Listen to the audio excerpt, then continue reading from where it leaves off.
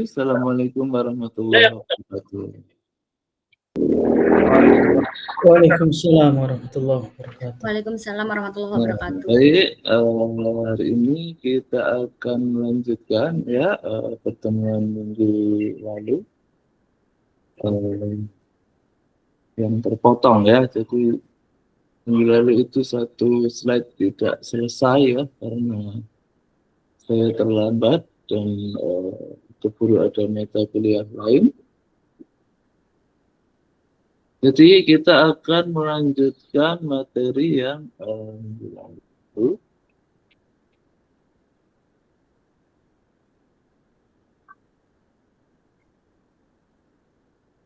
Ya, saya buka dulu.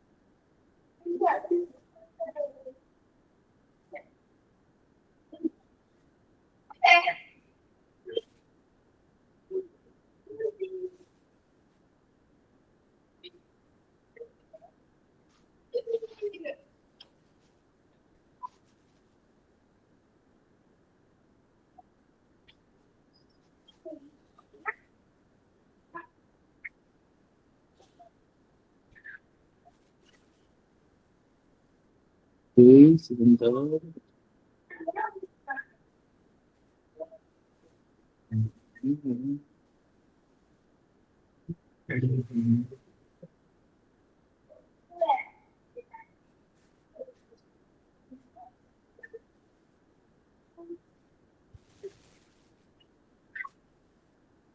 Ya, ini dia.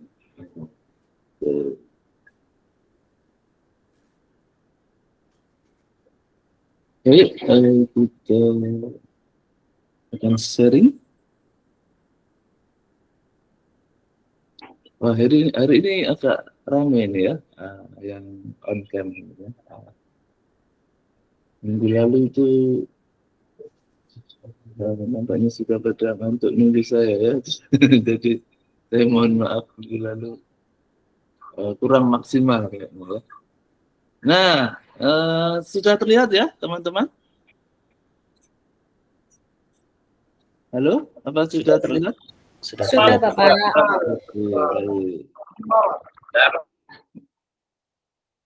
Kita perbesar.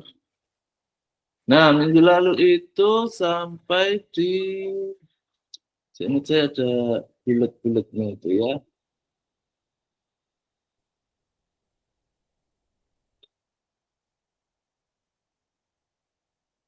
Nah, ini ya. Nah, ini ya.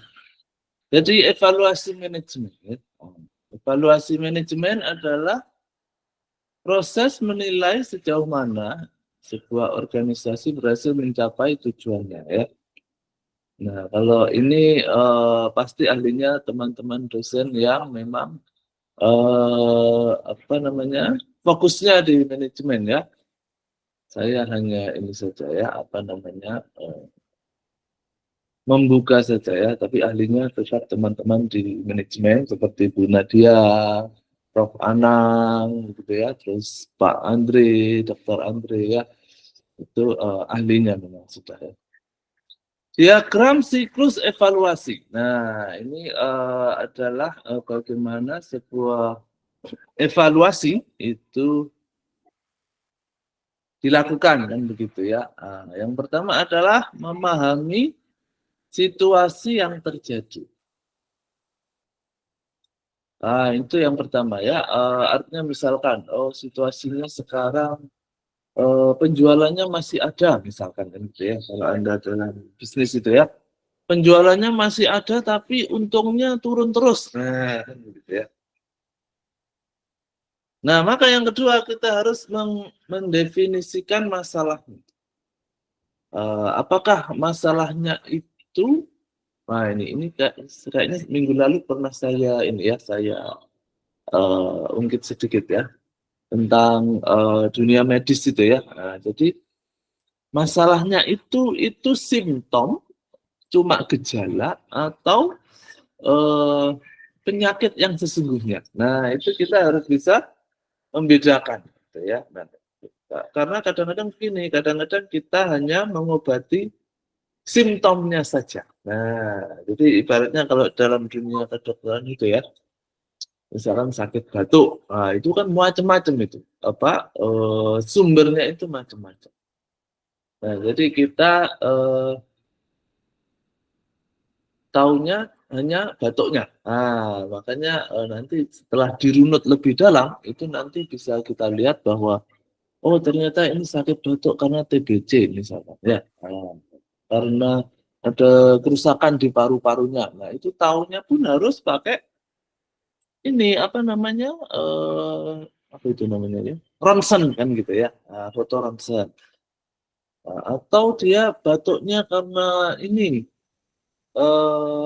ada juga itu yang batuk karena masuk angin. Nah, kalau batuk masuk angin, tinggal minum tolak angin, ya istirahat gitu ya, teh hangat, nah itu sembuh ya. Atau batuknya karena ada juga yang batuk karena apa namanya alergi. Nah, itu ada ya. Nah, ini kebetulan ada anggota keluarga yang di dunia medis ya, jadi sedikit paham lah ya. Nah, alergi ternyata ya. Nah, itu makanya kita nggak bisa hanya mengobati simptomnya saja, harus ke akar masalahnya. Ya. Nah, jadi misalkan contohnya adalah ketika kita mengatakan, penjualannya kok turun terus ya. Nah, masih laku sih, tapi penjualannya turun terus. Nah, gitu ya. Bisa jadi masalahnya adalah memang selera konsumen bergeser ya. Nah, atau bisa jadi produknya membosankan gitu ya, atau bisa jadi juga saluran pemasarannya itu saja gitu ya, nggak berkembang. Nah, ya itu kita harus menentukan dulu akar masalahnya itu apa ya. Nah, jangan hanya ini apa namanya simptomnya saja yang diobati, atau misalkan terus itu karena penjualannya terus turun, ini kita harus cari tenaga marketing baru, misalkan kita tingkatkan. Nah, kadang-kadang itu tidak menyelesaikan masalah kalau akar masalahnya adalah ternyata konsumennya emang udah bosen ya sama produknya. Nah, kalau sudah gitu kan Anda sebagai manajer harus berinovasi kan gitu ya, diversifikasi produknya kan. Seperti ini ya, saya itu pernah kunjungan perusahaan ke Indofood di itu ya, apa namanya? Ngoro ya, Jakarta itu ya. Itu dia yang bikin Indomie ya. Nah, yang bikin Indomie kita ke pabriknya di situ ya. Nah, itu memang ada tim risetnya sendiri dan dia itu katanya itu ya, hampir setiap bulan itu melahirkan rasa baru ya. Nah, makanya teman-teman kalau perhatikan iklannya Indomie itu pasti ada rasa baru gitu ya, biar nggak bosen konsumennya. Tapi kalau konsumen setia Indomie gitu ya, itu pasti lebih senang rasa Indomie goreng orisinil ya, original. Indomie goreng original itu itu dari jarak 10 meter aja sudah tercium aromanya ya kalau ada yang masak gitu ya. Oke, itu ya define the problem. Habis itu define objektif. Setelah kita tahu ini simptom doang atau sudah akar masalahnya ya. Kalau sudah ketemu akar masalahnya kita define. Tujuannya apa nih? Nah, tujuannya, ini berarti kita harus, ya itu tadi ya, berinovasi dalam produk. Ya. Kemudian ini salah juga nih ya, ini kebalik ini tulisan ini. Harusnya diagnosanya itu di atas nomor 3. Oke, ya, habis itu kan tadi didiagnosa dulu ya, baru define objektif ya. Nah, terus mendevelop alternatif jawaban. Oke, yang pertama kita tambah tenaga pemasarannya. Atau yang kedua produknya kita perbarui, kita inovasi produk. Yang ketiga misalkan kalau memang apalagi tadi ya masalahnya misalkan penjualan terus turun ya, harganya kemahalan. Nah, kita cut. Nah, apa namanya? Bagian produksi coba kita ajak ngobrol gimana caranya untuk motong biaya produksi misalkan karena ada inflasi misalkan kan gitu ya. Ada inflasi nih. Ini kalau ukuran kita tetap segini nggak ngejar ininya profitnya kan gitu ya. Jadi harus di-cut ini.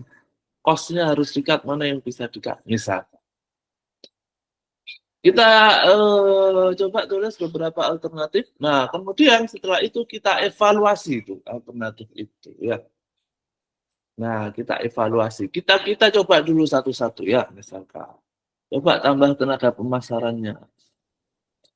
Nah, kalau misalkan sudah selesai masalah, ternyata setelah kita tambah tenaga marketing, masalah selesai. Ya sudah kita pakai itu saja ya. Atau bisa jadi, ternyata nggak selesai masalahnya. Sudah kita tambah tenaga marketing ini misalkan satu kompi misalkan ya, atau satu peleton bahkan ya. Tetap aja menurun ininya penjualan kita menurun. Nah, berarti harus kita lanjut ke alternatif yang selanjutnya kan gitu ya. Nah, kita harus inovasi produk. Nah, terus kita coba ya. Sama seperti ketika saya ke Indofood itu, mereka juga ada tester-testernya begitu ya. Nah, testernya itu nanti dibandingkan, lebih senang yang mana. Nah, setelah evaluasi kita selesaikan, kita pilih yang paling baik ya, choose the best alternatif ya. Oh, ini nih yang paling berhasil ternyata ini nih. Nah, berarti dalam kasus Indofood itu yang paling oke ternyata memang harus diversifikasi produk kan begitu ya. Kita harus bikin rasa baru nih setiap bulan atau setiap 6 bulan sekali biar konsumen tidak bosan. Baru diimplementasikan. Terus berputar lagi seperti itu ya. Nah, sederhananya adalah itu evaluasi manajemen. Terdapat beberapa jenis evaluasi manajemen antara lain evaluasi kinerja, evaluasi program, evaluasi kebijakan. Masing-masing ada fokus dan metodenya berbeda, tapi tujuannya agar berjalan efektif dan efisien, gitu ya. Coba kita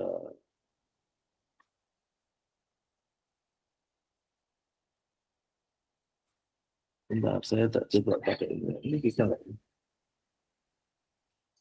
Nah, ini ya, efektif dan efisien ya. Nah, ini sebetulnya kalau di kelas saya offline ya, itu saya kupas habis tuh, efektif dan efisien. Kan kadang-kadang orang itu nggak bisa membedakan ya, efektif dan efisien itu bedanya apa tuh? Nah, kan begitu ya. Nah, sekarang coba kita ulik sedikit ya. Jadi menurut ini ya, Peter Drucker ya, nanti teman-teman cari itu ya. Ini salah satu bapak manajemen ya, Peter Drucker ya, Om Peter ini ya. Bedanya efektif dan efisien itu hanya tipis sekali bedanya ya. Jadi kalau efektif itu adalah doing right things ya, doing right things ya, atau melakukan sesuatu yang benar ya, doing right things ya. doing right things. Nah, kalau efisien itu doing things right, ya. Nah, cuma dibalik doang ya. Doing things right, ya. Artinya melakukan sesuatu dengan benar. Sederhananya adalah ketika efektif itu cara Anda itu menghasilkan atau enggak gitu ya. Nah, kalau menghasilkan dengan baik, maka dia sudah bisa dibilang efektif. Itu satu. Nah, yang kedua, dia efektif dan efisien apa enggak? Nah, kadang-kadang efektif belum tentu efisien ya. Sederhananya efisiensi itu adalah hemat ya. Nah, sederhananya begitu ya kalau padanan kata di Indonesia ya. Oh, cara ini boleh jadi efektif tuh, berhasil nih cara ini ya. Tapi dia belum tentu efisien.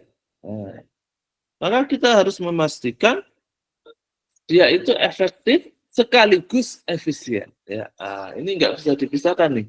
Efektif doang nggak efisien boros ya. Atau efisien doang ya, hemat tapi nggak efektif ya rugi ya. Rugi waktu kan gitu. Jadi harus dua-duanya, efektif sekaligus efisien. Nah, jadi ada evaluasi kinerja, ya kan? Berarti nanti yang dievaluasi adalah individu atau timnya. Ini alatnya itu namanya KPI ya, Key Performance Indicator ya, atau OKR ya. OKR itu sebentar mana ya? Ini tadi sudah buka tadi. OKR.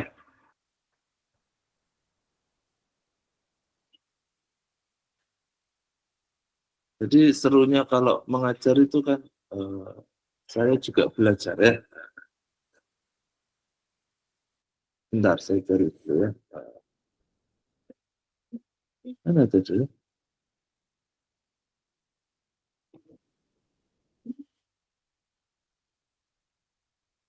Wah, hilang ya. Nanti aja deh belakangan ya. Jadi kalau KPI kan Key Performance Indicator, untuk mengevaluasi kinerja orang maksudnya ya, mengevaluasi kinerjanya orang. Nah, kalau program berarti yang dievaluasi adalah kegiatannya ya, atau proyeknya kan gitu ya. Itu pakai alat analisis namanya log frame atau TOC ya. Nah, ini nanti yang bisa menjelaskan ini teman-teman yang dari manajemen ya. Atau kalau teman-teman penasaran, kan sudah saya share nih slide ini ya. Minggu lalu sudah saya share slide ini. Nah, itu kalau nggak salah ada tuh catatannya di bawahnya itu ya. Catatannya ada ya. Nah, ada lagi yang dievaluasi yaitu policy-nya ya, kebijakannya ya. Ini policy-nya make sense apa enggak ya? Masuk akal apa enggak ya? Jangan-jangan cuma karena ganti kepala, ganti kebijakan, padahal kebijakan yang lama masih bagus misalkan ya. Nah, yang dievaluasi adalah aturan dan strategi. Alatnya pakai apa? Pakai analisis dampak ya. Alat. Nah, paradigma dalam mengevaluasi ya. Jadi ini aliran-aliran dalam filsafat ini ya. Ada positivistik ya. Jadi dia positif itu berarti ini ya. Apa yang terjadi kan begitu ya. Jadi kalau dalam istilah hukum itu kan ada juga hukum positif kan gitu ya. Berarti hukum yang sedang ada di Indonesia saat ini.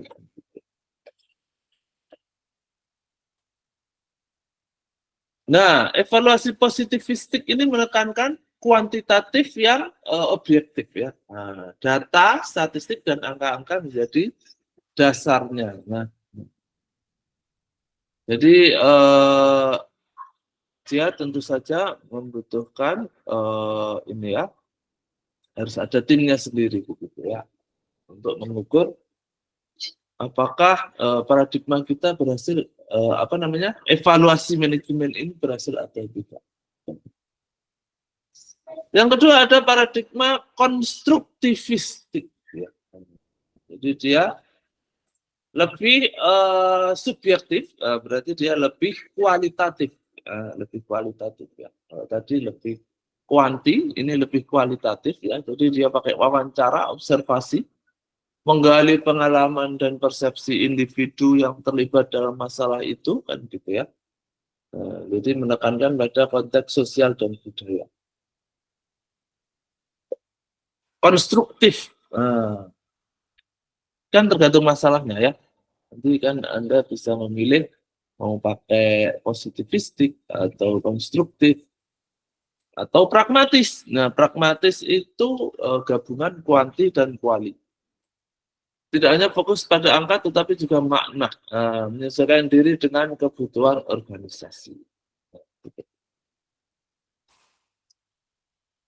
Baik, selanjutnya hubungan antara filsafat ilmu dan evaluasi manajemen. Filsafat ilmu memberikan dasar berpikir logik ya dalam mengevaluasi data dan manajemen, sekaligus kerangka etiknya. Dengan demikian, evaluasi manajemen bukan teknis saja, tetapi juga reflektif dan bertanggung jawab. Sederhananya kayak itu tadi ya. Jadi dalam evaluasi manajemen ada yang positivistik, ada yang konstruktif, ada yang gabungan tadi ya, atau ada juga teman-teman yang ini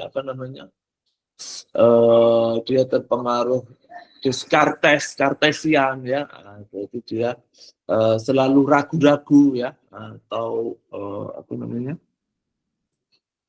istilahnya ya, curiosity-nya tinggi, kan gitu ya.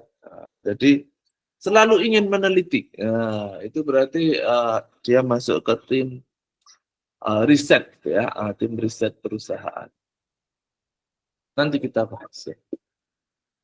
Berpikir logik dan analitik ya.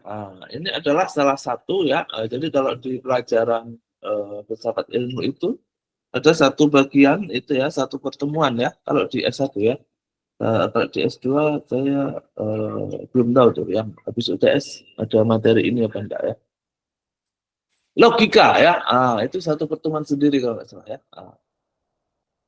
Berpikir logik adalah menarik kesimpulan yang benar berdasarkan premis yang tepat. Kalau analitis, itu berarti memecahkan masalah yang kompleks menjadi bagian yang lebih sederhana. Nah, ini sangat penting dalam dunia manajemen. Seperti otak kanan dan otak kiri kita. Nah, itu harus di balance kan gitu ya. Ibaratnya mobil Anda kalau lama nggak di spring balancing kan gitu ya, jadi miring kan gitu ya, atau bannya botak sebelah. Nah, right brain, random, intuitif, holistik, sintesis, subjektif, tetapi dia melihat secara menyeluruh. Itu kalau otak kanan dominan, tapi kalau otak kiri dominan, logik, sekuensial, rasional, tetapi dia look at parts, jadi lihatnya kecil-kecil, fokus. Nah, ini harus seimbang kita ya. Jadi kadang-kadang masalah itu nggak bisa dilihat secara sempit kan gitu. Harus seimbang otak kiri dan kanan. Penerapan berpikir logik dalam manajemen ya. Misalkan pakai SWOT kan gitu ya. Strength, weakness, opportunity, threat. Ini yang paling sering dipakai ya biasanya. Dan paling sering jadi tugas kuliah kan gitu. Kekuatan, itu terus kelemahan, peluang, ancaman. Misalkan kekuatan perusahaan kita adalah kita berada di Jakarta gitu ya, pusat pemerintahan. Kelemahannya adalah Jakarta suka macet misalkan gitu ya. Peluangnya adalah dekat sama ini pengambil keputusan, dekat sama DPR misalkan. Bisa lobby-lobby. Ancamannya apa? Oh, ternyata pesaing kita banyak. Misalkan. sederhananya. Tetapi kalau Anda betul-betul mengerjakan SWOT ini kan nggak cukup satu itu. Ada listnya itu ya, strength-nya apa, weakness-nya apa, opportunities-nya apa, threat-nya apa, kemudian dia dibikin apa itu gambarnya itu ya di kuadran berapa gitu ya, kan ada gambarnya ya, gambarnya gini kan nanti misalkan nanti strength-nya di sini, oh ini bagus, opportunity-nya juga bagus, weakness-nya kecil, threat-nya juga kecil dan dia condong ke kanan.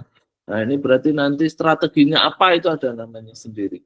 Nanti kalau ternyata di sini ternyata kuadrannya, wah ini strateginya apa itu ada sendiri ya. Jadi macam-macam. Oke.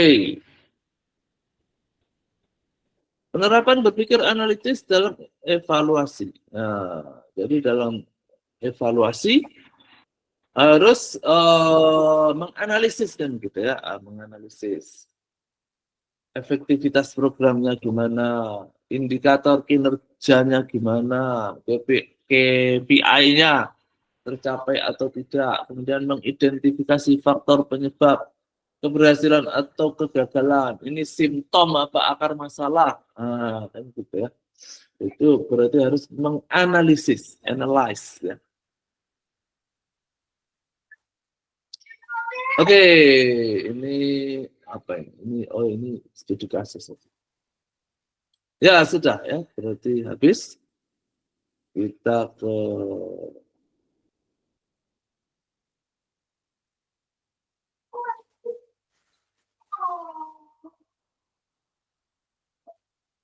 slide selanjutnya ya. Nah, jadi saya sarankan ya teman-teman itu paling tidak itu punya satu buku lah setiap mata kuliah ya. Ini juga saya sarankan tuh ke teman-teman S1 ya, at least satu buku aja, satu mata kuliah ya. Nah, itu karena generasi sekarang itu ya, mungkin ada teman-teman yang termasuk generasi sekarang ya, atau mungkin ada yang masih generasi saya ya. Kalau generasi saya atau mungkin yang lebih tua itu masih senang membaca ya. Nah, tapi kalau generasi sekarang itu sukanya yang instan-instan ya. Ada yang berpendapat bahwa ibaratnya nonton film gitu ya. Orang kalau membaca buku seutuhnya itu menonton film sampai selesai. Nah, cuma generasi sekarang itu sukanya nonton trailer doang ya, atau kalau enggak mereka hanya lihat sinopsis film, kan banyak di YouTube ya, sinopsis film ini. Jadi nonton film yang sesungguhnya itu malah enggak ya. Nah, demikian juga membaca buku ya.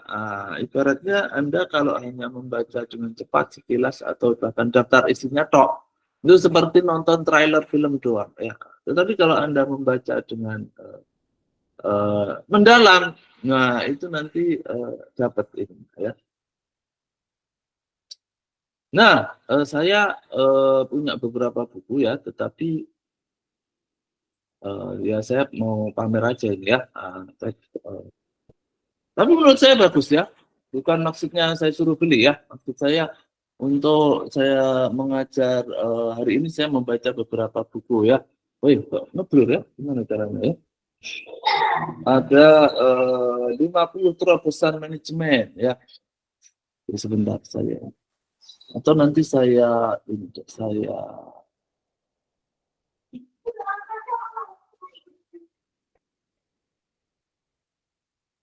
kelihatan enggak ya? Nah, ini kelihatan ya.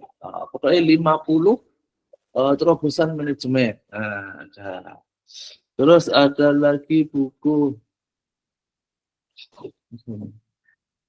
Nah, ini banyak kok sekarang buku ya. Oh, saya ada buku karate ya. Walaupun saya nggak bisa karate juga, tapi filosofinya ada ya. Ini kalau ini buku klasik ini, buku asas-asas manajemen ini klasik ini. Ini buku zaman saya S1 tapi masih relevan sampai sekarang. Artinya at least teman-teman punya satu buku lah ya sebagai pegangan ini ya, biar tidak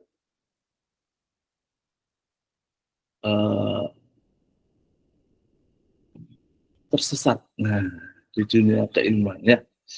Nah, next slide kita akan membahas tentang sebentar.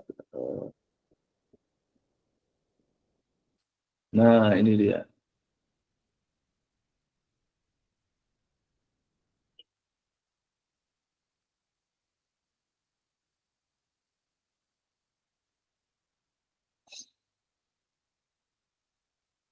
Oke, wait.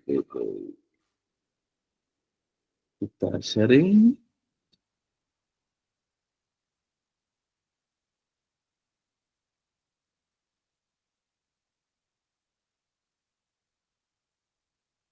Nah, ini ya. Sebentar saya besarkan. Menerapkan berbagai macam sumber pengetahuan ya sebagai pijakan dalam membangun pengetahuan ilmiah. Jadi sesuai RPS itu hari ini kita akan membahas tentang macam-macam sumber pengetahuan.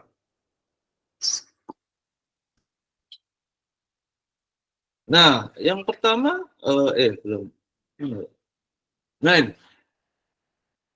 Nah, sesuai RPS pada akhir pembelajaran ini ya, mahasiswa diharuskan mampu memahami berbagai sumber pengetahuan yang menjadi dasar terbentuknya ilmu ya. Terus mengetahui kelebihan dan keterbatasannya dan mampu mengintegrasikan sumber-sumber tersebut dalam proses membangun pengetahuan ilmiah yang utuh dan bermanfaat. Nanti akan kita bahas macam-macam pengetahuan ya. Kemudian bagaimana pengetahuan itu bisa integrate gitu ya untuk menjadi satu pengetahuan ilmiah yang utuh. Nah, hal ini menjadi penting karena perkembangan iptek ya tidak hanya bersandar pada satu aspek semata ya. Artinya ketika kita explore ilmu manajemen itu tidak hanya dari riset empiris saja. Nah, kadang-kadang ada antara ilmu, tradisi, bahkan agama gitu ya. Itu nanti integratif. Ya, seperti itu tadi misalkan ya, buku saya itu ya kan ada karate. Nah, gitu ya. Itu kan karate itu kan ini ya bisa dibilang tradisi kan gitu ya. Nah, itu ternyata bisa tuh berhubungan dengan manajemen secara konsep ya kan. Filosofinya sama, filosofinya mengalir gitu ya menjadi satu. Pengetahuan adalah kumpulan fakta atau informasi atau keterampilan yang diperoleh manusia melalui pengalaman atau pendidikan atau proses berpikir ya. Nah, pengetahuan itu bisa berupa teori atau juga praktek untuk mengembangkan ilmu pengetahuan lebih lanjut. Nah, kalau sumber pengetahuan apa? Ya segala hal yang bisa dijadikan landasan untuk memperoleh pengetahuan. Tanpa sumber yang jelas, dia nggak kuat kan gitu ya. Ibaratnya dia harus ada base-nya gitu ya, base. Hubungannya apa? Nah, pengetahuan yang diperoleh manusia akan disusun secara sistematis dengan metode tertentu hingga menjadi ilmu. Nah, kan yang pertama kita pertemuan pertama itu ya, kalau nggak salah kan sudah pernah saya sampaikan bahwa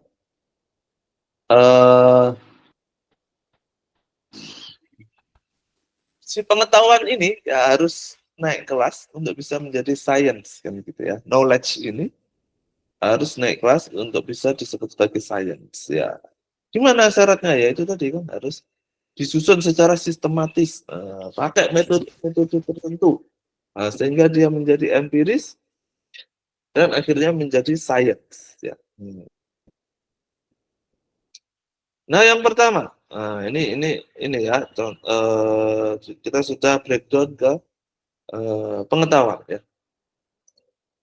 Yang pertama ada pengalaman. Pengalaman adalah sumber pengetahuan diperoleh manusia dari interaksi langsung. Bisa dari kegagalan maupun keberhasilan. pengalaman. Yang kedua ada rasional.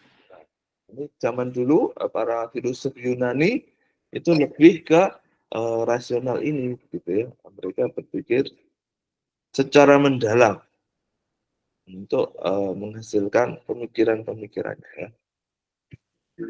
Rasionalitas memungkinkan manusia menyusun argumentasi, kemudian menalar secara deduktif maupun induktif ya.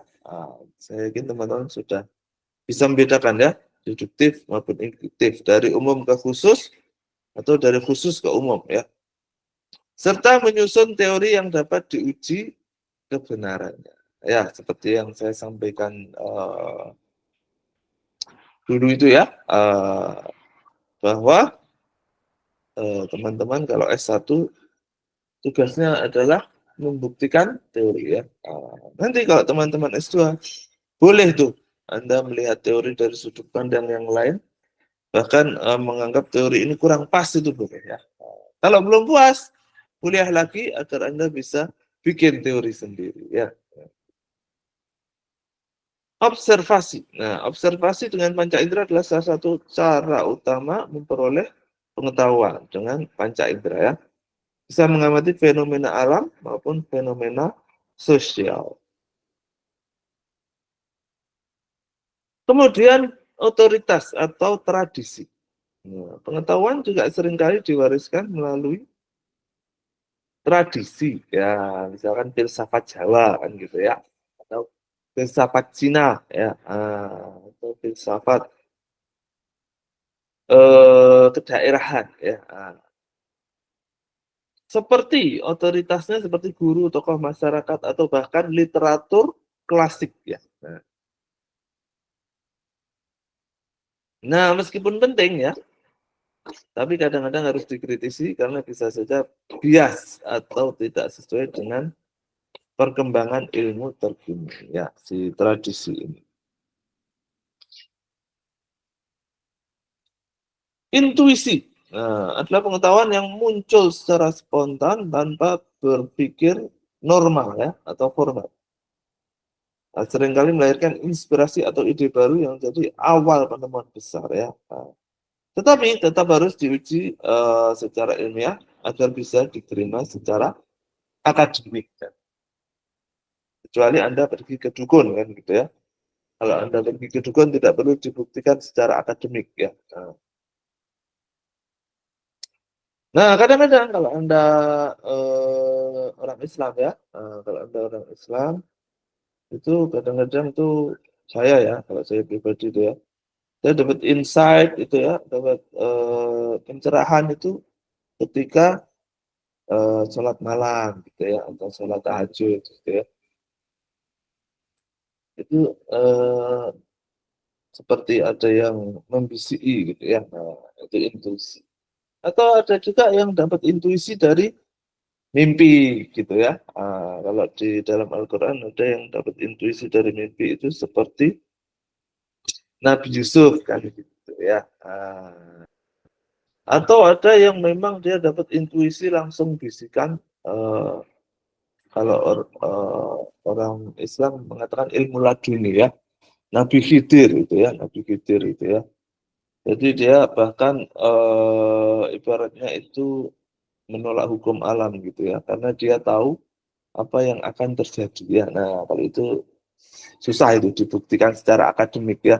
Nah, kalau Anda mempelajari surat Al-Kahfi, kan di situ ada perdebatan antara Nabi Musa dengan Nabi Khidir kan gitu ya. Anda kenapa sih kok melubangi perahu? Nanti tenggelam. Nah, Nabi Khidirnya kan cuma bilang, kan sudah saya bilang ya, kamu itu tidak kuat kalau ikut saya kan gitu ya. Nabi Khidir bilang gitu ya. Nah, akhirnya nanti teman-teman baca sendiri Al-Kahfi itu ya, bagus itu ya. Kalau orang Islam kan disunahkan baca Al-Kahfi setiap hari Jumat ya. Itu ada story-nya itu ya, seru banget ya. Nah, wahyu ya, wahyu dalam perspektif Islam ya, atau agama lain juga, agama samawi. Kalau Anda mempelajari perbandingan agama itu kan ada 3 agama samawi ya. yang diakui oleh secara umum diakui sebagai agama samawi itu Yahudi, Kristen dan Islam kan gitu ya. Kita punya Tuhan yang sama dan kita percaya bahwa Tuhan menurunkan kitab kan gitu ya bagi manusia ya. Makanya disebut agama langit atau agama samawi. Nah, kalau dalam perspektif Islam, wahyu adalah sumber pengetahuan tertinggi. Sifatnya mutlak, nah ya karena dia mutlak berarti tidak bisa dibantah ya. Anda kalau orang Islam, Anda percaya bahwa nggak ada yang salah dengan wahyu Tuhan ya. Kalaupun misalkan ada yang nggak logis gitu ya atau nggak cocok gitu ya, itu kalau orang yang beriman dia akan menganggap bahwa oh memang kita rasionalitas kita belum sampai kan gitu ya. Atau misalkan ibaratkan contoh ketika kalau orang Islam ya, ketika Nabi Isra Mi'raj gitu kan, orang zaman dulu kan nggak masuk akal banget ini dari Masjidil apa namanya ke ke Palestina dalam semalam gitu pada saat itu belum ada pesawat kan gitu ya. Tapi kalau kita orang beriman karena kepercayaannya tinggi, akhirnya kita dapat hikmah bahwa setelah ini ya, setelah terbukti ada pesawat dan segala macam, sekarang kan jadi make sense gitu ya. Oh itu bukan sesuatu yang mustahil misalkan ya. Kelebihan dan kelemahan empiris yang tadi nomor 1 ya. Pengetahuan empiris itu nyata, realistis, dan dekat dengan pengalaman sehari-hari. Tapi dia itu terbatas, pengalamannya individu, tidak bisa digeneralisir untuk semua orang. Kekurangan pengetahuan empiris ya, misalkan ya,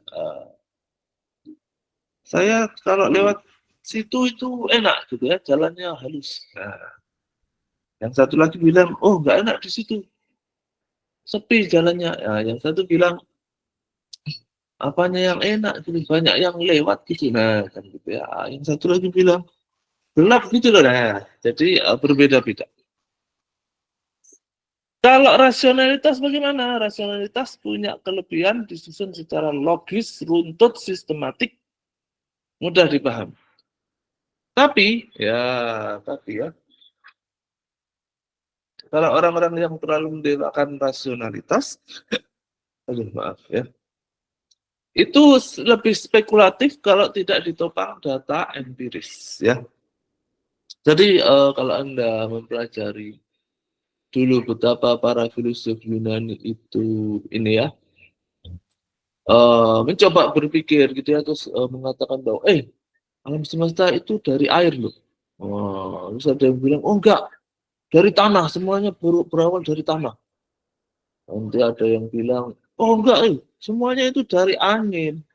Semuanya awalnya dari angin, terus memadat. Nah, jadi spekulatif ya, kalau tidak ditopang oleh data empiris. Ya. Observasi. Nah, observasi itu lebih objektif berdasarkan data indrawi, tetapi ya karena panca indera manusia itu terbatas, butuh teknologi. Misalkan ya, tadi ada ketabrakan tuh di situ. Oh, yang nabrak sewa itu yang seingat saya bajunya merah. Yang satu lagi, oh enggak itu oranye kok bajunya yang nabrak itu. Satu lagi bilang, itu bukan oranye, itu abu-abu tadi. Nah, jadi panca indera manusia terbatas atau bahkan jangan-jangan yang ngomong tadi buta warna kan gitu ya. Nah, untung ada teknologi. Oh, ya, nggak usah berdebat. Kita buka CCTV. Nah, kan begitu. Teknologi untuk memperkuat keakuratan. Otoritas. Nah, ini biasanya dia lebih mudah ya untuk mendapatkan akses kepada ilmu yang sudah mapan. Kalau ini otoritas ya. Namun kelemahannya adalah dogmatis ya, atau tidak boleh dibantah. Nah, kalau sesuatu itu sudah tidak boleh dibantah, maka kreativitasnya akan terhenti ya. nggak bisa berpikir kritis. Intuisi, ya intuisi bisa melahirkan ide kreatif yang sangat brilian dalam sekejap ya. Habis mimpi langsung diimplementasikan kan, gitu misalkan ya. Tapi dia itu sulit diuji secara ilmiah dan terkadang sangat subjektif, jadi membutuhkan verifikasi yang lebih lanjut. Wahyu, kalau Anda punya keyakinan, dia adalah sebuah kepastian, ya, kan gitu ya. Kalau Anda yakin. Tetapi dalam konteks keilmuan, ya, itu membutuhkan interpretasi dan integrasi dengan sumber lain, biar relevan dengan perkembangan zaman. Ya. Nanti akan kita bahas kalau dia berini ya, apa namanya? Beririsan. Nah, itu bagaimana ya? Sebentar apa ini? Kalau dia beririsan itu dia bagaimana? Oke, terus selanjutnya apa ya? Nah, ini. Nah, integrasi ya. Ilmu pengetahuan modern itu menuntut adanya integrasi ya antara sumber empiris, rasional, intuisi, otoritas dan wahyu itu integrated gitu ya. Sehingga menjadi lebih komprehensif dan mampu menjawab tantangan zaman kan gitu. Misalkan ya, misalkan metode ilmiah modern itu yang kita pakai ya, kita riset itu kan, observasi dulu kan. Ini saya nyoba nggak berhasil. Tapi nanti kalau saya upload di YouTube nanti bisa keluar ininya ya, teksnya. Nah, misalkan Anda meneliti ya untuk disertasi atau tesis Anda, itu kan pasti awalnya adalah observasi dulu ya. Observasi turun di lapangan, kemudian Anda memperkirakan ya, oh ini kayaknya sebabnya ini nih, masalahnya ini nih, sebabnya ini kayaknya. Kemudian Anda bikin hipotesis, nah nanti kalau menurut saya kalau rumusan masalah saya betul, nanti hipotesis saya terbukti secara ilmiah. Bagaimana membuktikannya? Ya tentu saja eksperimen kan gitu. Nah, kalau sudah eksperimen dan terbukti, maka dia jadilah sebuah teori ya. Nah, jadi ini adalah kombinasi antara pengalaman tadi ya, rasionalitas dan juga observasi yang terkontrol. Oke, selanjutnya ada ilmu sosial dan ilmu alam. Kalau ilmu sosial lebih banyak menggunakan kualitatif ya, rasional dan tradisi sebagai sumber pengetahuannya tadi ya. Nah, sedangkan kalau ilmu alam lebih banyak mengandalkan empirisisme ya, kemudian eksperimen dan juga kuantitatif.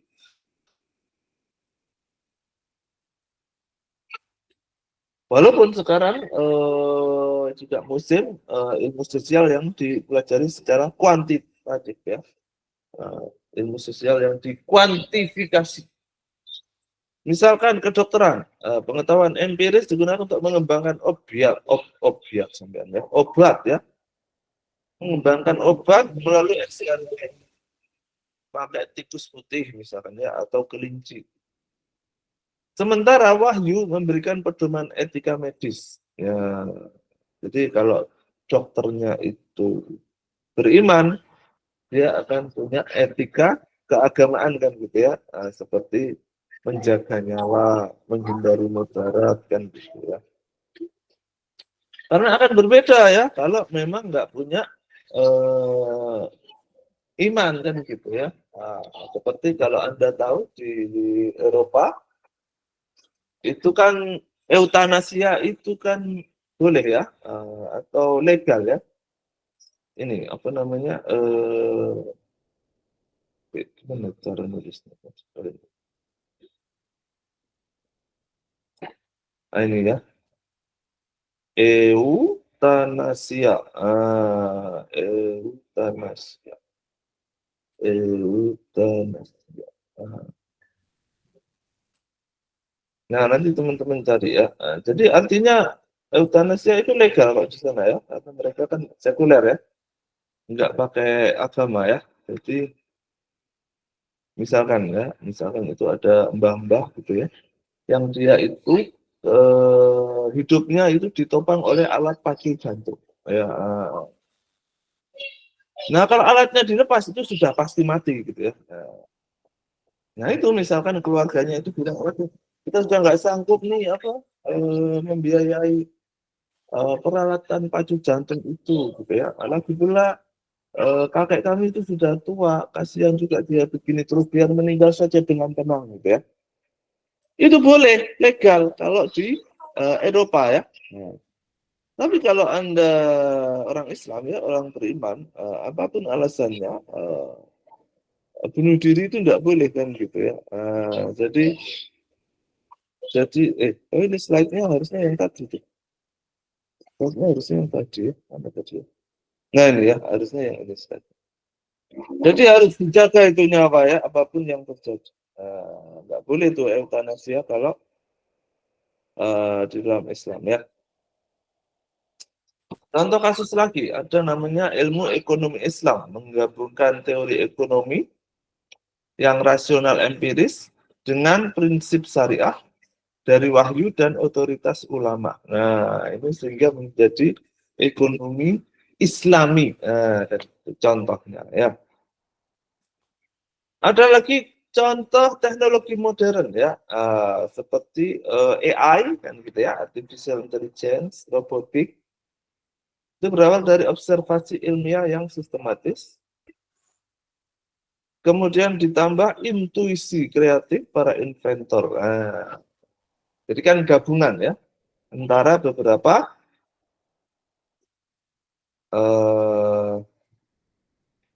pengetahuan tadi ya. Nah, sudah selesai ya. Tidak ada satu sumber pengetahuan yang sempurna untuk membangun sebuah ilmu ya. Dibutuhkan sinergi antar sumber pengetahuan sehingga menghasilkan sains itu tadi ya. Oke, sekarang saya mau sharing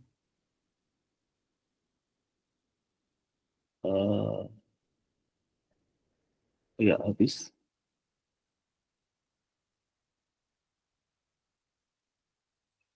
Saya mau sharing ini ya. Betul. Saya masih ada materi lagi ya. Sebentar, saya berikan dulu.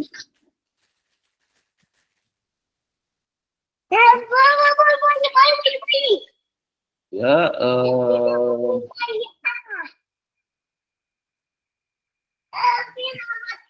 history of science ya, sama branches of science ya. Saya cari dulu sumber saya. Sumber saya.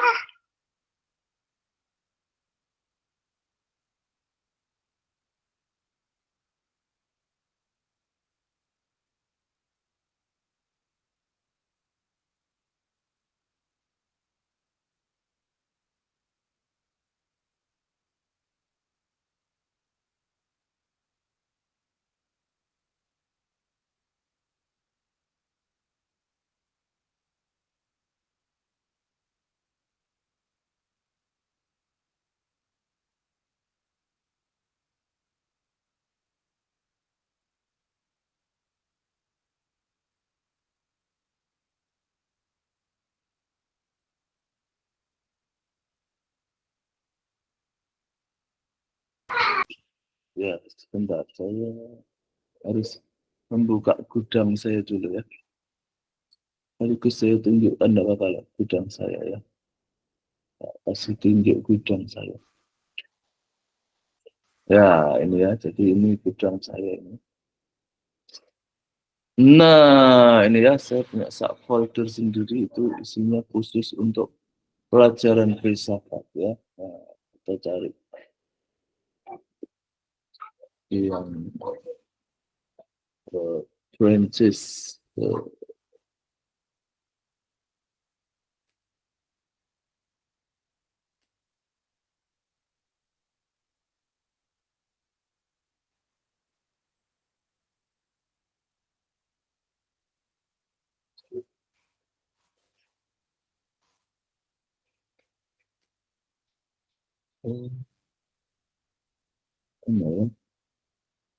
Nah, ini nih. Ini kadang-kadang kalau apa namanya? Kadang-kadang berubah ya. Makanya saya save ini ya. Walaupun dia hanya dari Wikipedia, tetapi ininya sahih ya. Apa resource-nya itu benar ya.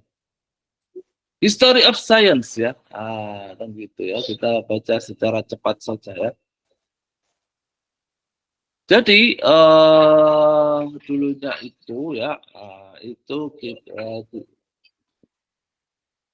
dia timbul ya, si pengetahuan itu timbul dari filsafat filsafat kedaerahan ya, atau kebudayaan yang awal ya.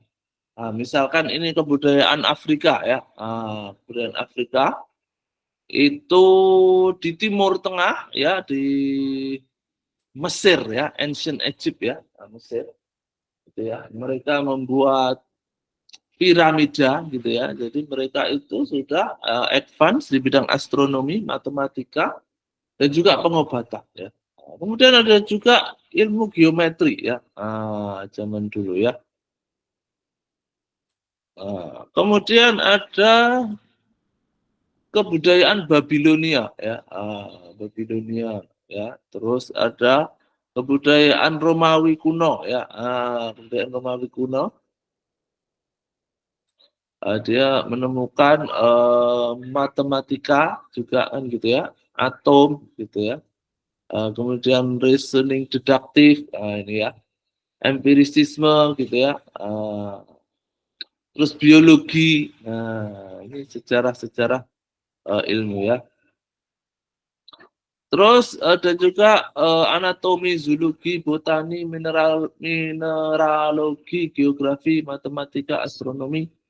Nah ini di ini ya, ancient Greek ya, atau Yunani kuno ya.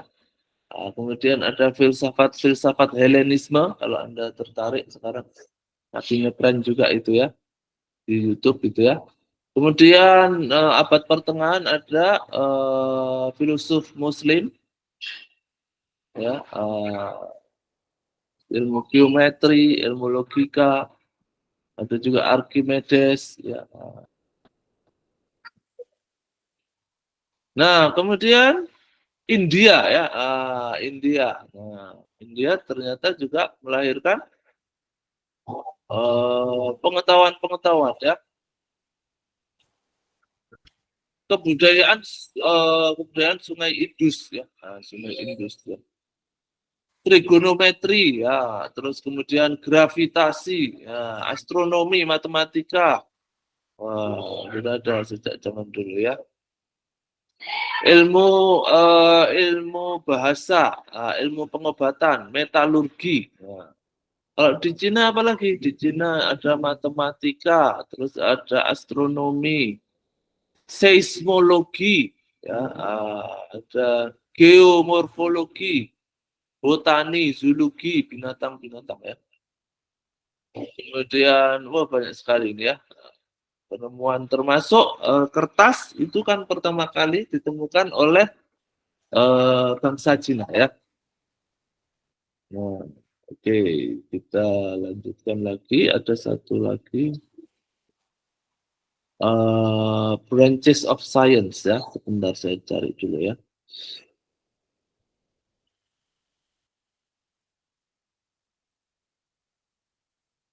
Uh,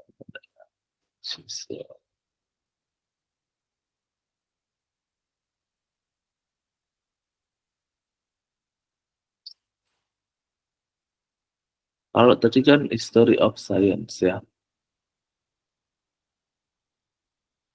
Nah, ilmu pengetahuan tuh sebetulnya ya semakin empiris itu setelah ini ya terjadi sekularisme itu ya sebetulnya ya. Nah, ini branches of science ya. Jadi cabang-cabang ilmu ya. Nah, secara umum itu dibagi menjadi 3. Formal science ya, seperti matematika dan logika. Kemudian ada natural science, ya, mempelajari kosmologi, geologi, fisika, kimia, biologi ya. Terus social science ya, human behavior termasuk manajemen ya.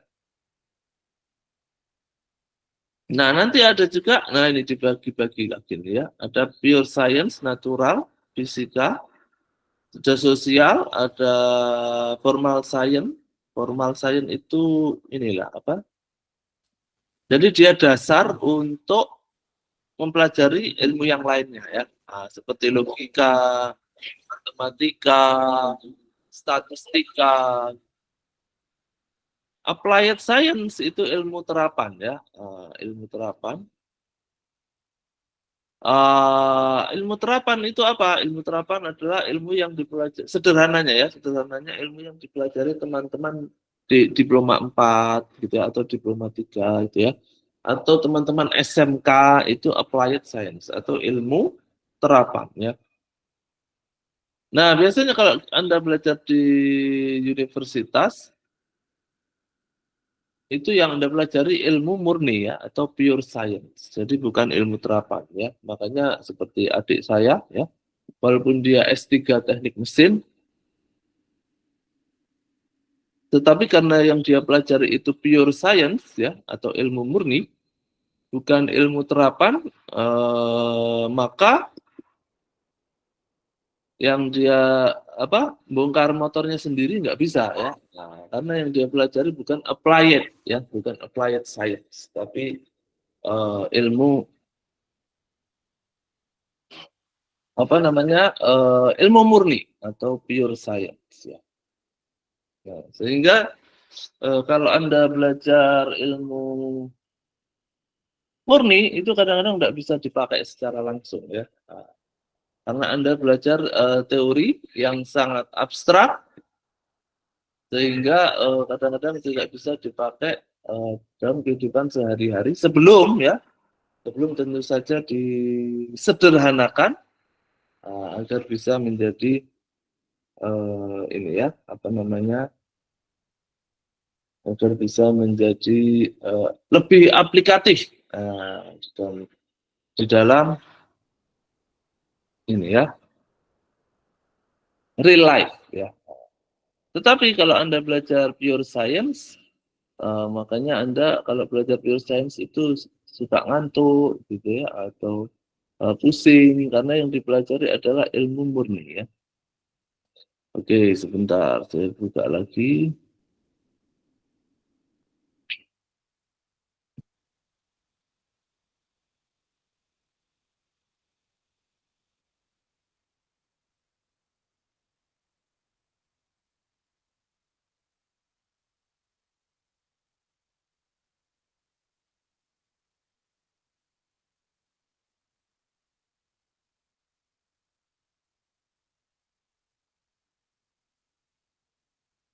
Nah, ini kayaknya ini sesuai ini ya.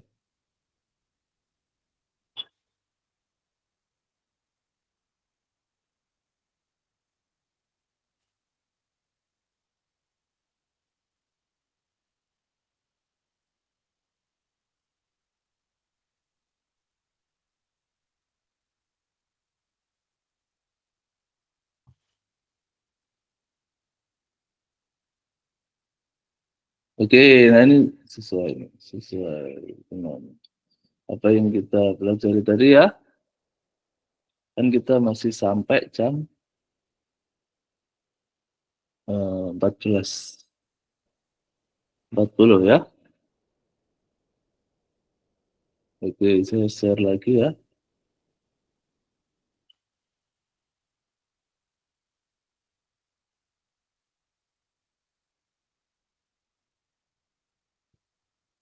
Nah, ini ya. Positivisme ya. Jadi tadi kan ada ya di salah satu yang kita bahas tadi tentang filsafat positivisme ya. Nah, apa itu positivisme? Terutama dalam epistemologi ya, atau kan kita sudah bahas tentang ini minggu lalu ya.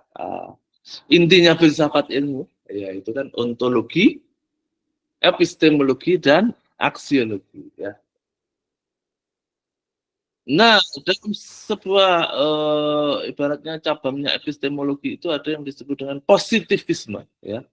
Nah, apa itu? Nah, kita lihat ya.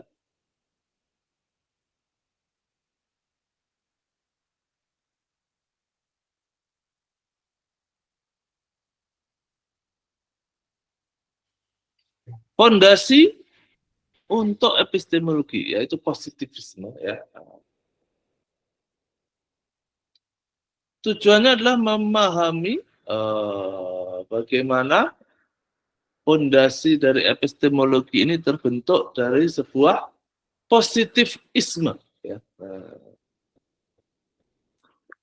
Nah, epistemologi itu adalah sebuah tadi ya, bagaimana pengetahuan ya itu bisa bisa didefinisikan, bisa diketahui, terus limitnya itu apa saja ya. Plato ya, salah satu filsuf yang sangat terkenal ya, itu sangat concern gitu ya untuk bisa membedakan ya antara pengetahuan sama opini atau kepercayaan gitu ya. Jadi pengetahuan itu adalah sebuah kepercayaan ya, yang ada reasonnya atau yang ada alasannya dan juga ada kebenarannya, maka dia menjadi knowledge. Misalkan, gitu ya, saya percaya tuh di gunung itu dia bisa meletus. Percaya. Kenapa kok percaya ya? Karena saya lihat sendiri itu mahmanya itu sudah mau keluar. Oh iya dah. Oh iya benar. Kalau nggak percaya itu kita lihat. Nah, kemudian dibuktikan kan gitu ya. Nah, menjadi sebuah pengetahuan. Apa bukti yang bisa dianggap sebagai sebuah reasoning atau alasan ya untuk mempercayai sebuah kepercayaan? Nah, apa hubungannya antara punya reason yang bagus atau punya kepercayaan bahwa sesuatu itu betul? Nah,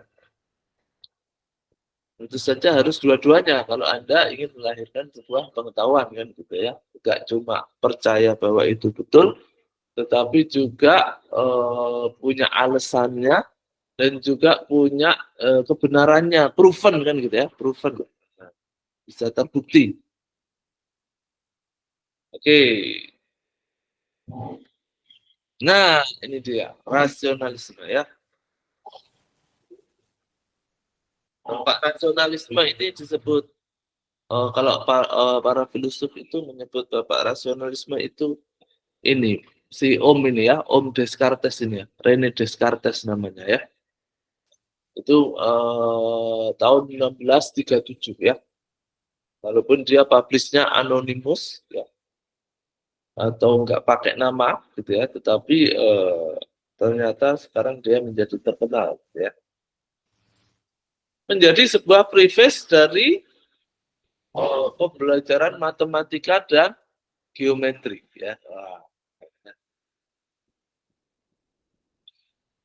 Jadi beliau ini menekankan sebuah epistemologi yang rasionalis ya, karena basicnya dari matematika. Jadi dia itu berusaha melawan ya, melawan yang namanya skeptisisme, religius dan philosophical thought-nya Galileo ya. Skeptisisme. Metode itu seperti apa? Nah, ini ya. Ada rantai yang panjang dalam reasoning ya. Sebetulnya sederhana dan mudah ya. Para ahli geometri itu sudah ya terbiasa untuk mengajar demonstrasi-demonstrasi yang paling sulit gitu ya. Apa sih sederhananya apa ya ceritanya? Jadi pokoknya semua itu bisa dirasionalisasikan. Nah, sederhananya begitu ya. Sederhananya begitu. Artinya semua ada reason-nya. Nah, karena dia namanya René Descartes ya. Para pengikutnya itu disebut Cartesian ya. Cartesian dan dia punya Cartesian doubt and certainty. Jadi dia itu mengemukakan bahwa manusia itu harus selalu curious ya, atau bertanya-tanya ya, atau doubtful ya. Doubtful itu selalu ragu-ragu ya. Nah, karena selalu ragu-ragu itu makanya akan selalu meneliti. Nah, karena selalu meneliti maka akan menemukan ilmu baru. Nah, sederhananya begitu ya. Terus kemudian ada David Hume ya. David Hume itu juga salah seorang filosof ya. Legacy ya, legasinya seperti apa ya? Legacy itu tinggalannya ya, atau warisannya ya. Warisannya filsafat rasionalisme René Descartes ini ya. Yang pertama ada dualisme ya. Jadi dualisme itu apa saja? Mind and body, pikiran dan tubuh. Idealisme and materialisme, gitu ya, antara idealisme sama materialisme. Idealismenya, pokoknya akhirat kan gitu ya. Tapi materialismenya juga nggak bisa juga sih terlalu akhirat minded misalkan. Kita juga harus memikirkan yang di dunia ini gimana, kan gitu ya, harus seimbang dunia akhirat. Terus ada subjek dan ada objek. Dualismenya Cartes ya, Descartes ya. Kemudian ada deduktif method ya. Ini kemudian berkembang menjadi matematika dan ekonomi ya. Mohon maaf ya kalau agak ramai, rumah saya sebelahnya bengkel ya. Realisme ya, realisme itu percaya bahwa teori saintifik itu bisa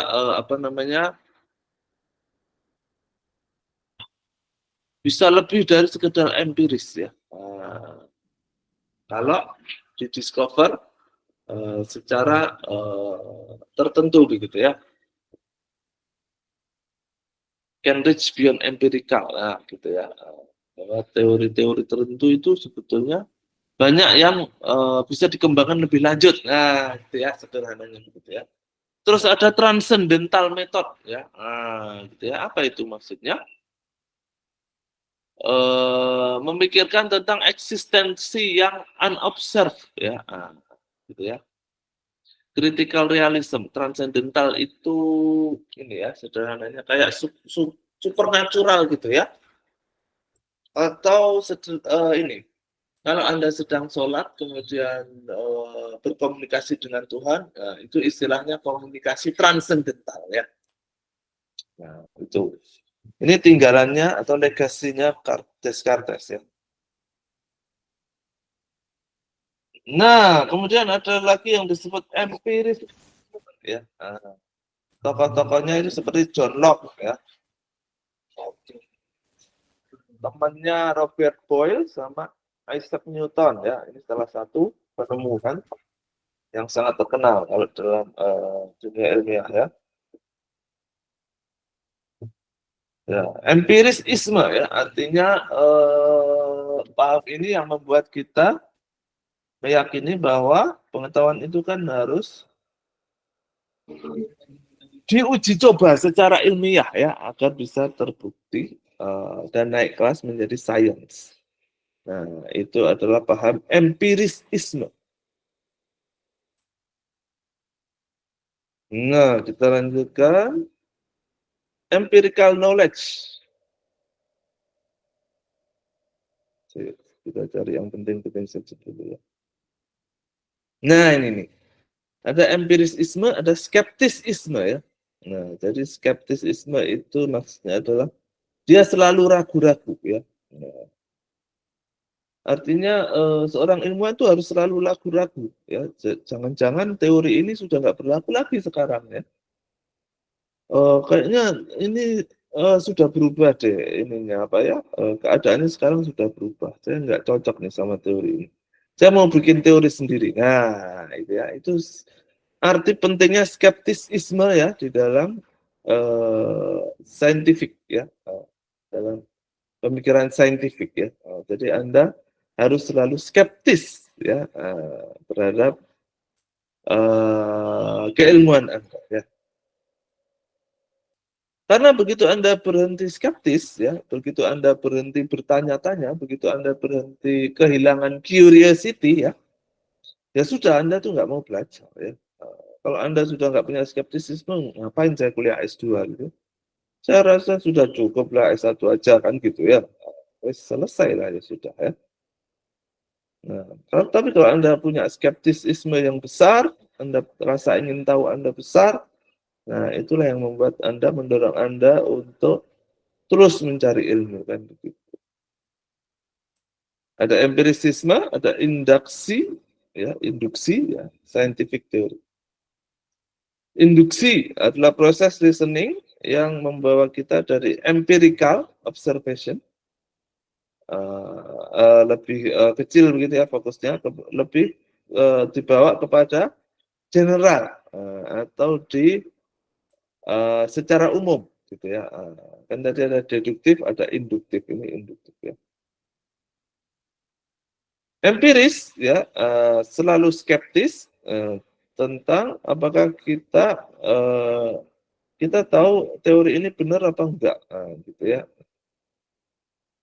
Makanya harus selalu diteliti ya. Itulah kenapa Anda kalau ingin lulus S1, S2, S3 harus selalu meneliti ya. Karena Anda adalah manusia skeptik ya yang selalu ragu-ragu. Nah, positivisme sebagai sebuah epistemologi ya, kita mendapatkan pengetahuan dari sensori kita ya, atau panca indera ya. Nah, itu disebut empirisisme ya. Nah, pengetahuan itu hanya mungkin kalau kita bisa mengobservasi pengetahuan itu. Nah, itu yang disebut empirical ontologi ya. Nah, pengetahuan yang sejati ya, itu harus bisa dites oleh experience atau eksperimen. Makanya sekali lagi Anda harus bikin riset dari S1, S2, S3 harus bikin riset. Karena pengetahuan sejati itu harus bisa dieksperimenkan. Nah.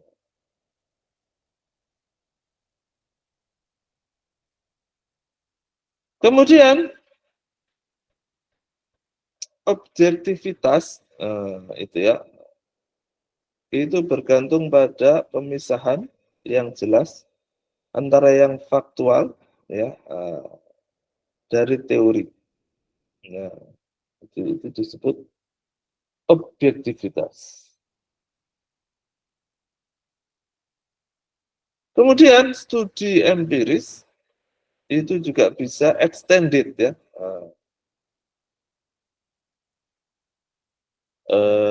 Artinya dia bisa berkembang menjadi studi of mental manusia dan juga kehidupan sosial.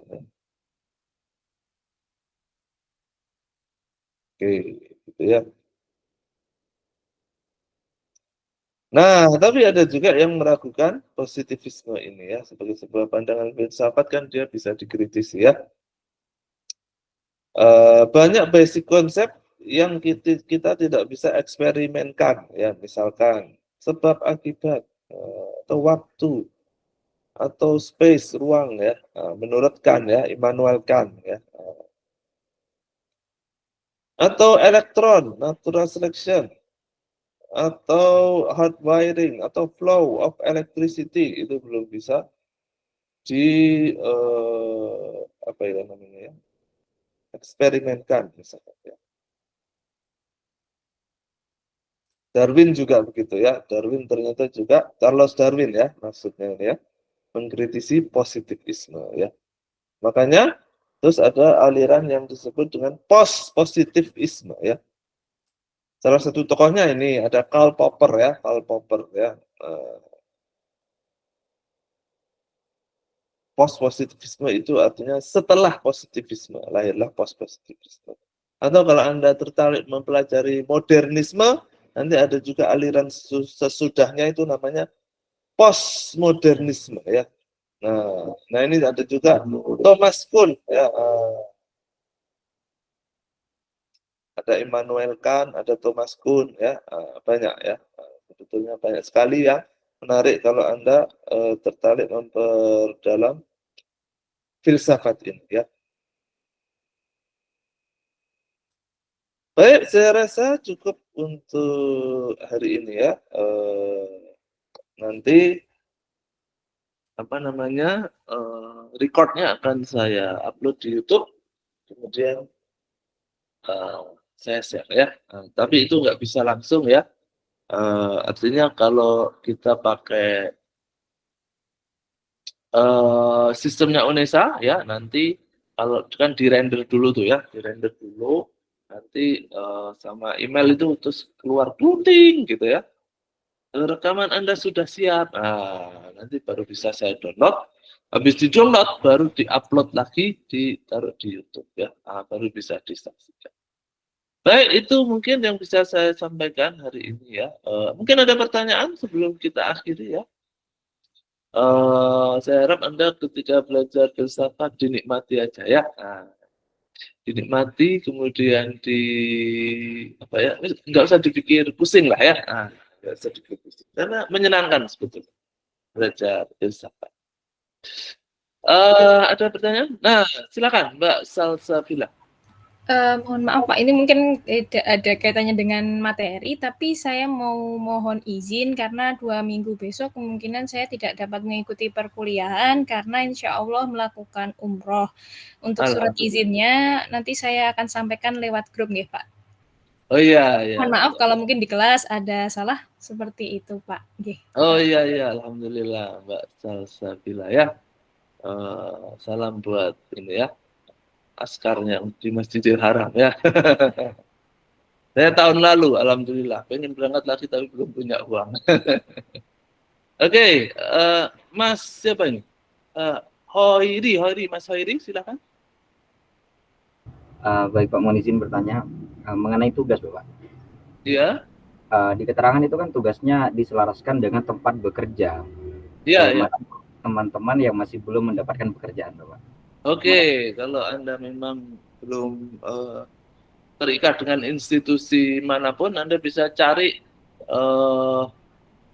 ya institusi yang ada di dunia maya ya, atau dunia sekitar Anda, atau institusi kolega Anda ya, atau mungkin institusi orang tua Anda, gitu ya, terserah, bebas ya. Tetapi saya mohon kalau bisa jangan institusi fiktif ya, kalau bisa ya. Kan kita belajar ya, kan kita belajar dari situ ya. Terserah wes institusinya siapa, tetapi kalau bisa jangan institusi yang fiktif ya. Mungkin begitu ya, Mas Khairi ya. Baik Bapak, terima kasih. Ya, ada lagi yang ingin ditanyakan teman-teman? Oke, kalau tidak ada, kita akhiri dulu perkuliahan kita pada hari ini. Terima kasih teman-teman atas perhatiannya. Mohon maaf ya kalau ada yang salah dari saya. Semoga mendapatkan ilmu yang bermanfaat. Kita ketemu lagi minggu depan, insya Allah ya. Sekali lagi terima kasih. Wassalamualaikum warahmatullahi wabarakatuh. Waalaikumsalam. Terima kasih Pak. Waalaikumsalam warahmatullahi wabarakatuh.